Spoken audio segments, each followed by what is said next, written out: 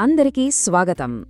జీవితం కొన్నిసార్లు మనల్ని ఊహించని కష్టాల్లోకి నెట్టేస్తోంది. అలాంటి పరిస్థితుల్లో పడిపోయినప్పుడు మళ్లీ తిరిగి నిలబడగలమా?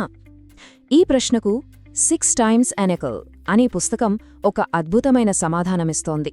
మరి ఆ పరివర్తన కథలో ఉన్న పాఠాలేంటో ఇప్పుడు తెలుసుకుందాం. ఈ పుస్తకం చెప్పే అసలైన విషయం ఇదేనన్నమాట.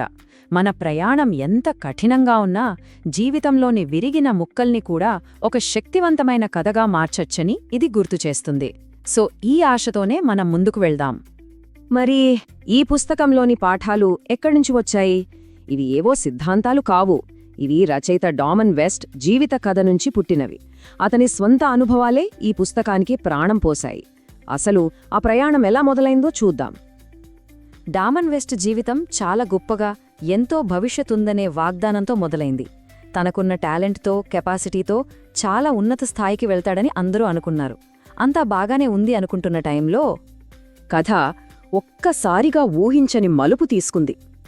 ఎంతో భవిష్యత్తు ఉన్న జీవితం మెల్లగా వ్యసనం, నేరం, చివరికి జైలు శిక్ష వైపు జారిపోయింది. అతని జీవితం ఇక ఆశే లేదనుకునేంత దారుణమైన స్థితికి చేరింది. అయితే ఇక్కడ మనం గుర్తుపెట్టుకోవాల్సిన విషయం ఏంటంటే, ఈ పతనం అనేది కథలో ఒక భాగం మాత్రమే. అసలు కథ అది కాదు.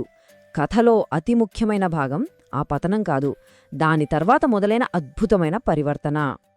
సరిగ్గా అలాంటి సమయంలోనే ఒక చిన్న, చాలా సాధారణమైన ఆలోచన అతని జీవితాన్ని మార్చేసింది. అదే ఈ పుస్తకం పేరు వెనుకున్న రహస్యం. 6 Times a Nickel అనే కాన్సెప్ట్ అతని మార్పుకు పునాది వేసింది. ఇంతకీ 6 డైమ్లు మరియు 1 నికెల్ అంటే ఏంటి? దాని వెనుకున్న అర్థం చాలా సింపుల్, కానీ చాలా పవర్ఫుల్. జీవితాన్ని మళ్లీ నిర్మించుకోవడానికి మన దగ్గర పెద్ద పెద్ద వనరులు ఉండక్కర్లేదు. చిన్న చిన్న విషయాలు, సాధారణ జ్ఞానం చాలు అని ఇది చెప్తుంది. అంటే మన దగ్గర ఎంత తక్కువ ఉన్నా సరే మళ్లీ మొదలుపెట్టొచ్చు అన్నమాట. కేవలం 65 సెంటులు. చూడ్డానికి ఎంత చిన్న మొత్తమో కదా, కాని ఇంత చిన్న విషయం నుంచే ఎంత పెద్ద మార్పు మొదలవ్వొచ్చో ఈ పుస్తకం మనకు చూపిస్తుంది. ఈ ఒక్క సంఖ్య, చిన్న ప్రయత్నాలే గొప్ప పరివర్తనకు దారితీస్తాయనే సందేశాన్ని మనసులో బలంగా నాటుతుంది. సరే, ఈ స్ఫూర్తిదాయకమైన కథ నుండి మనం నేర్చుకోవాల్సిన ప్రాక్టికల్ లెసన్స్ ఏంటి? ఈ అనుభవం నుండి పుట్టిన 7 దశల పరివర్తన ప్రణాళికను ఇప్పుడు చూద్దాం. చూడండి, ఈ 7 దశలు మార్పు కోరుకునే ఎవరికైనా ఒక బ్లూ ప్రింట్ లాంటివి. మొదట మన గతాన్ని మనం అంగీకరించడం దగ్గరనుంచి మొదలుపెట్టి చిన్న చిన్నగా రోజు క్రమశిక్షణతో పనులు చేస్తూ మన చుట్టూ మంచి సపోర్ట్ సిస్టమ్ను ఏర్పాటు చేసుకోవడం, ఇలా ఒక్కో అడుగు మనల్ని బలంగా మారుస్తుందని ఈ ప్రణాళిక చెబుతుంది. ఇక ఫైనల్గా ఈ పుస్తకం నుంచి మనం గ్రహించాల్సిన అసలు విషయమేంటి?